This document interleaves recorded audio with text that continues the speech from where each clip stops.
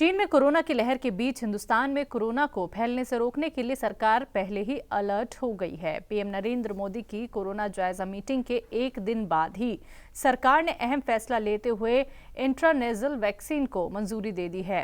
Bharat biotech की इस nasal vaccine को बूस्टर खुराक के तौर पर इस्तेमाल की आज से ही इजाजत दे दी गई है। हालांकि ये वैक्सीन अभी सिर्फ प्राइवेट अस्पतालों में मिलेगी। आपको बता दें कि ये वैक्सीन टीके के जरिए नहीं दी जाती है।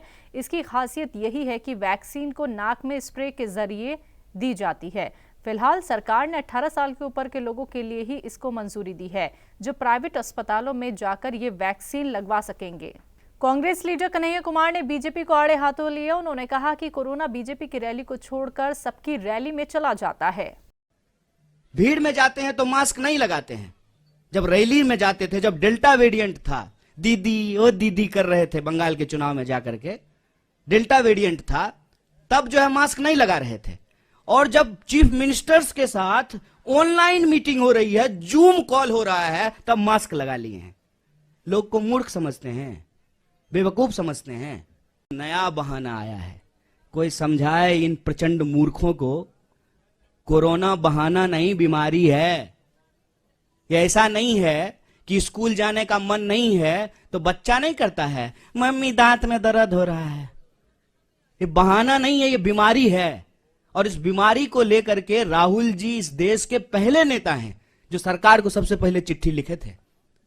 और ये वो लोग सवाल पूछ रहे हैं। मुझे तो कभी लगता है कि कुछ स्पेशल रिलेशन है बीजेपी का कोरोना से। उसकी रैली में नहीं जाता है, दूसरी की रैली में चला जाता है। और डे नाइट का सेंस कितना है कोरोना को, दिन में हो जाता है, रात में नहीं होता है। आप लोगों ने देखा ना, पार्लियामेंट में कोरोना था, मास्क लगाए हुए थे। शादी में जाते जाते कोरोना चला गया, छुट्टी पे चला जाता है, आराम करता है। ये मजाक बना दिए हैं। हम बार बार कह रहे हैं, शुरू से लेकर के आज तक कोरोना को लेकर के हमारी पार्टी गंभीर है। और जो साइंटिफिक प्रोटोकॉल होगा वो सबके लिए होगा। ऐसा तो नहीं है कि बीजेपी के लिए नहीं होगा और कांग्रेस के लिए होगा। ऐसा तो नहीं है कि दूसरे आयोजन होंगे, ये आयोजन नहीं होगा, वो सबके लिए होगा। तो उस पे जो है हम उसको फॉलो करेंगे। बीजेपी तर्जुमान शहजाद पूनेवाला ने कांग्रेस लीडर राहुल गांधी को आड़े हाथों लिया और कहा कि राहुल गांधी हिमाचल के सीएम से मिले थे, क्या उन्होंने खुद को आइसोलेट किया? फिर से राहुल गांधी एक गैर जिम्मेदाराना व्यक्ति की तरह पेश आ रहे हैं, जो परिवार को प्रोटोकॉल के ऊपर, परिवार हित को प्रजा हित के ऊपर और दल हित को देश हित के ऊपर रखते हैं। और इसलिए आज सवाल पूछा जाना चाहिए कि सुखविंदर सुक्खू जी, जो हिमाचल प्रदेश के मुख्यमंत्री है, वो गए थे भारत जोड़ो यात्रा में 16 तारीख को। और राहुल गांधी और उनकी साथ में तस्वीरें हैं जहां पर राहुल गांधी ने उनके गले में हाथ डाला हुआ है। 19 तारीख को रिपोर्ट्स के आधार पर पता चलता है कि सुखविंदर सुक्खू जी कोविड के लिए पॉजिटिव टेस्ट हुए हैं। क्या उसके बाद राहुल गांधी ने अपने आप को आइसोलेट किया, जो कि एस्टैब्लिश्ड कोविड नॉर्म्स है? क्योंकि हमें पता है कि यदि आप किसी कोविड पॉजिटिव पेशेंट के टच में आते हैं तो 7 से 10 दिन आप अपने आप को आइसोलेट करते हैं ताकि ये संक्रमण किसी और को ना फैले। तो क्या राहुल गांधी ने ऐसा किया या जानबूझकर इसको भी इग्नोर किया? क्योंकि सार्वजनिक मंच से वही राहुल गांधी ने ये भी कह दिया कि कोविड एक बहाना है और मास्क पहनना भी एक बहाना है। मतलब पहले कांग्रेस पार्टी ने वैक्सीन हेजिटेंसी फैलाई, वैक्सीन के बारे में दुष्प्रचार किया, बछड़े के खून से बना है, वैक्सीन काम नहीं करेगी, वैक्सीन से आपको खतरा है। अब मास्क के ऊपर भी किस प्रकार के सवाल चिन्ह खड़े किए गए हैं कांग्रेस पार्टी के द्वारा।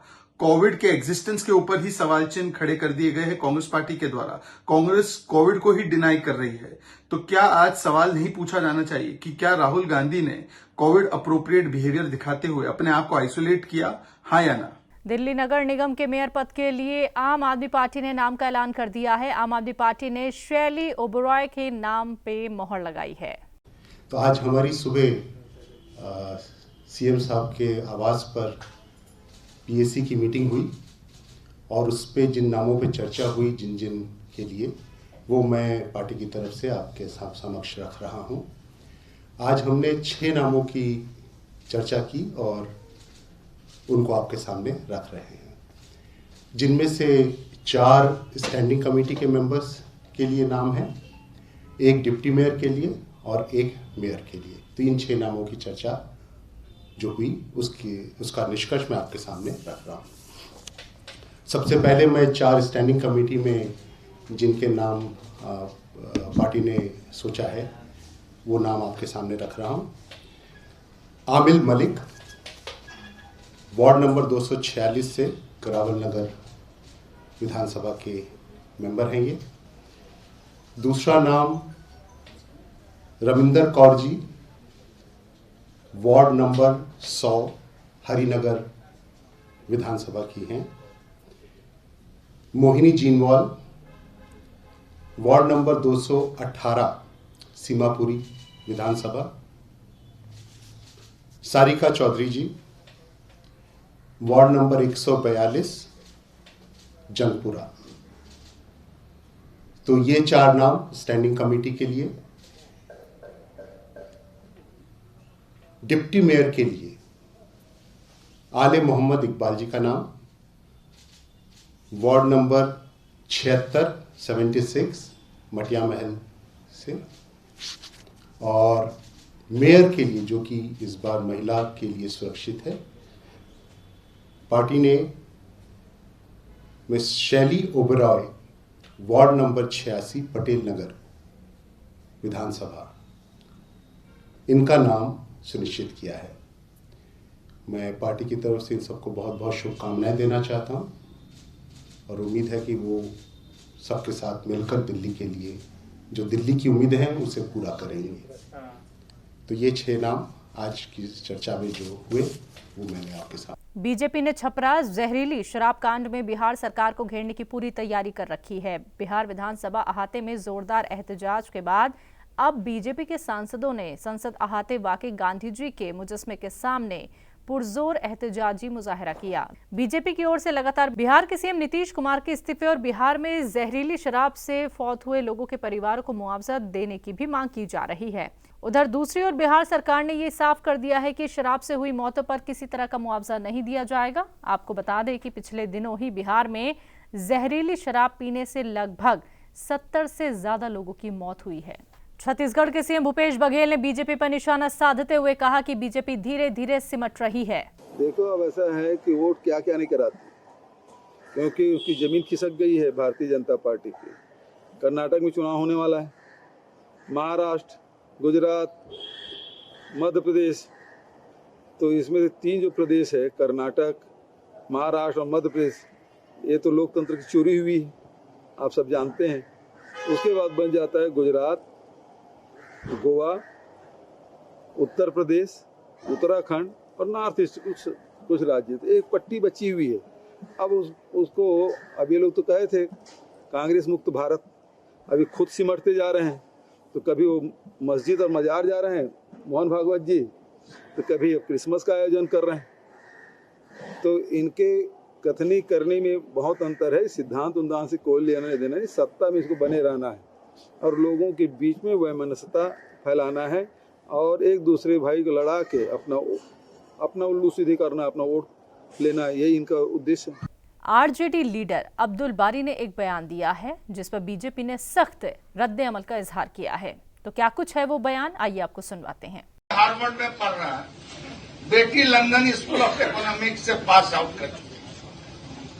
तो जो देश का माहौल है, अब आप कहिएगा भाई आप तो खुद हो यहाँ। तो हमने कहा अपने बेटा बेटी को कि नौकरी कर लो उधर ही, अगर सिटीजनशिप भी मिले तो ले लेना। अब इंडिया में माहौल नहीं रह गया, तुम लोग झेल पाओगे या नहीं झेल पाओगे। ये बात हो सकता है, आप समझ सकते हैं कि कितनी तकलीफ से आदमी ये बात अपने बाल बच्चों को कहेगा कि अपना मातृ वतन, अपनी मातृभूमि को छोड़। ये दौर आ गया।